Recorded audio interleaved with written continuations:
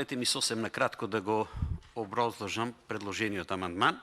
Станува збор за вода која што представува основен животен ресурс од витално значење за опстанокот на сите живи суштества, секако и човекот.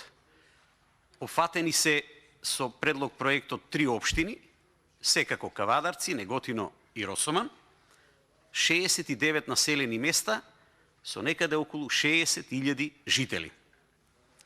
Зошто велиме квалитетна вода за пиење? Според дефиницијата, квалитетна вода за пиење органолептички одговара на вода која што е безбојна, без мирис и без вкус. А сведоци сме дека таа вода, поготово од тиквешијата кај што доаѓаме неколку пратеници, во услови кога има зголемени врнежи, знае да биде заматена, односно да има честици на тиња, односно кал. Да не зборуваме за тоа дека основен предуслов мора да биде достапноста на здрава и квалитетна вода за пиење. Проектот ќе се реализира со изведба на ново технолошко решение, при што ќе се креираат услови за да се обезбеди вода во трите општини. Затоа што во делот, поготово летните месеци, во општината од кај што доаѓам јас се уште има рестрикции. Исте случајот и со општина Росоман.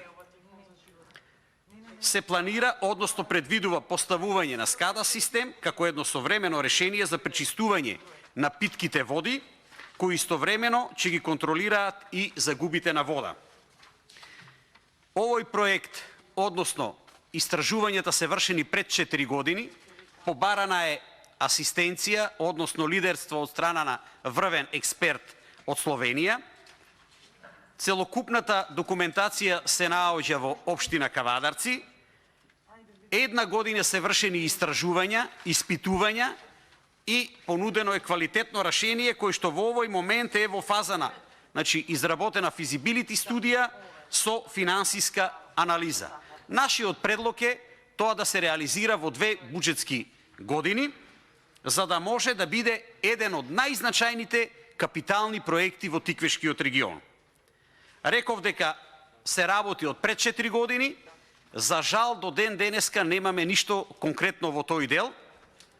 Сметам дека достапноста на чиста, здрава, квалитетна вода за пиење, како во минатото, сегашноста, а посебно во иднина, ќе биде една од основните теми не само во Македонија, него во целокупна Европа, односно целиот свет.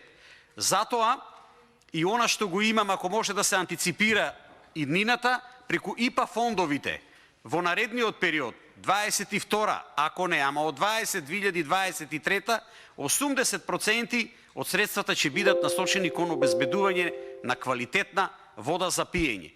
Затоа, уште еднаш апелирам, посебно внимание да обрнеме на оваквиот тип на проекти, кои што офаќаат поголем број на општини со поголем број на жители. Ви благодарам.